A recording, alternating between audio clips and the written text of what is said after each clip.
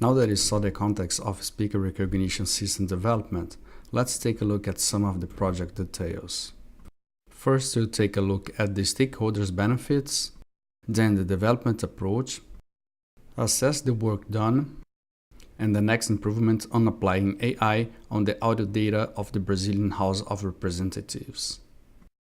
The primary benefited will be the shorthand personnel, as they have to transcribe up to 1,000 speeches per month. They take from 5 to 8 business days to finish the transcribing of one sitting. But the project will also benefit the live participants of the sittings and the Chamber of Deputies Secretary of Communication. The goal of the project was to prototype a solution to allow the live identification of the deputy making a speech at the main plenary. The scope of the project was restricted to performing the necessary audio preprocessing and building and training a model to identify the speaker. Having defined the scope, the project started by obtaining an initial and usable dataset to allow the start of modeling. However, more data is still being obtained to improve training. Also at the beginning of the project, a research for an appropriate audio recognition architecture was made. The deep speaker model was chosen since it reported acceptable outcomes. A critical review of this model was delivered in September. Then, the project moved to development stage. A prototype model was delivered in October. The implemented model was trained and tuned, and its outcomes assessed and reported to the client. The remaining activities have been addressed, however, they still need to be finished and documented. Deep Speaker innovated in the speaker recognition task. While the traditional approach involves manual audio feature engineering to generate representations of the speakers, Deep Speaker uses neural networks to automatically generate representations of the audio. The embeddings generated by artificial intelligence proved to perform better than the traditional approach. While the traditional approach reached an accuracy of around 52% on the speaker recognition task in Mandarin, Deep Speaker Best Model presented an accuracy of more than 90% and a much higher resilience to time span. The first task in the development was to do the audio preprocessing. The speech capturing and segmentation were performed by the Chamber of Deputies. They provided each audio file with the speech of a single deputy.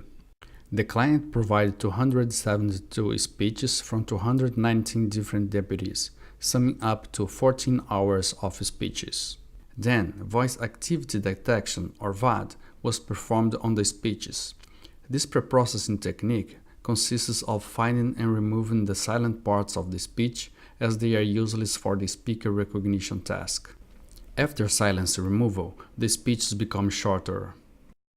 The initial 14 hours of speeches was reduced to 9 hours and 50 minutes.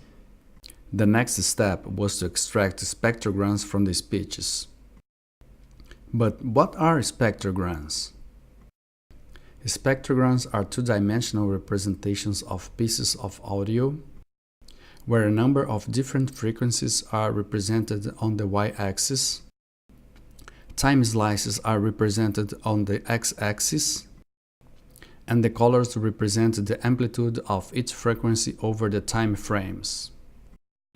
The problem becomes similar to image classification. To get the spectrograms, we pick up audio windows of around 2 seconds. You use overlapping time framing to capture the transitions between the windows. The 9 hours and 50 minutes of non-silence speeches become around 35,000 spectrograms, summing up to 1.1 gigabyte of data. Then, focus moved to model building. The model was developed in Python using the PyTorch package. A simpler model was used as a baseline. The target model was coded based on the ResNet model from the Torch Vision package. Fellow colleague Márcio Fonseca helped with this task. The final model was named CD Speaker Identifier. Moving on, the training was a matter of adjusting hyperparameters and waiting overnight computations. It took, on average, 6 epochs for the training to converge and provide a validation accuracy of 97%. Further tests are needed to confirm this accuracy. CD Speaker Identifier presented outcomes far better than the baseline model. Assessing the work. The first reflections are over the differences between Deep Speaker and CD Speaker Identifier. The first main difference is the level of the embeddings. CD Speaker Identifier uses relatively long speeches to extract multiple spectrograms and map them all to one deputy. From shorter utterances, Deep Speaker generates fewer spectrograms and converts them to an embedding that represents the orator. One speaker will have multiple embeddings from his/her multiple utterances. The difference of approach is partially explained due to the characteristics of the available data. While this project had fewer and longer speeches, Deep Speaker used shorter and far more utterances. For instance, while this project had 272 speech from 219 deputies, Deep Speaker used 12 million utterances from 250,000 speakers to train its models. Another main difference was the loss function.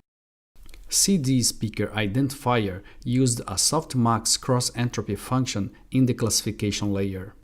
Deep Speaker used softmax for pre-training and triplet loss for improving accuracy. CD Speaker Identifier uses a particular inference approach.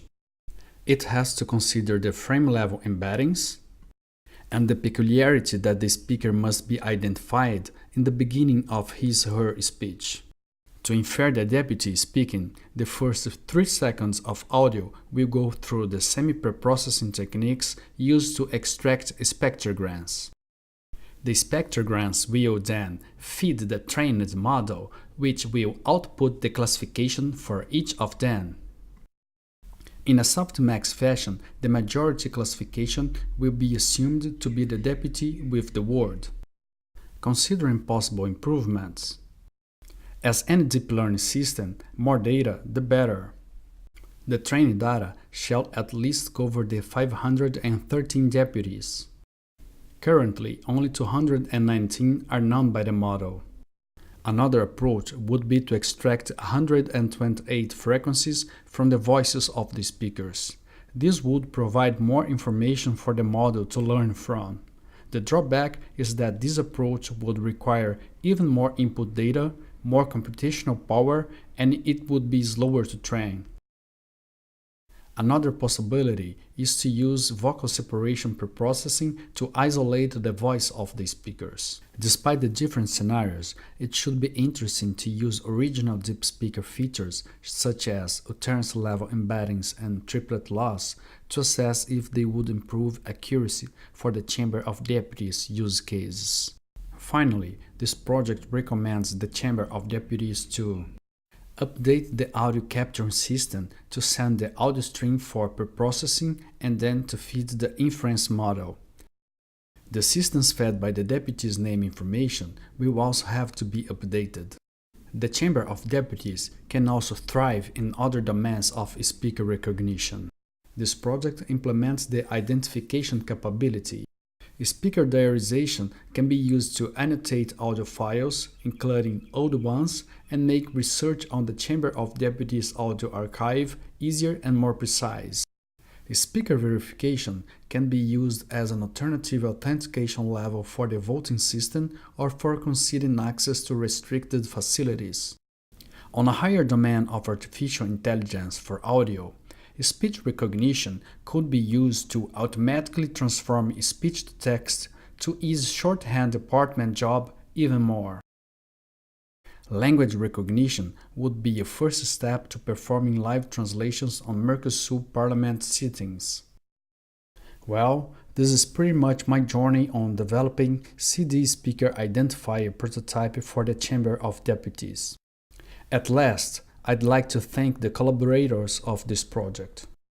Eduardo Melo, the first point of contact, Michael Onishi, the manager who later embraced the project, fellow friend and source of inspiration for engaging in data science, Márcio Fonseca, Iago Teixeira for the support on acquiring data, and my mentor at UTS, Alex Scriven, for the guidance in this journey.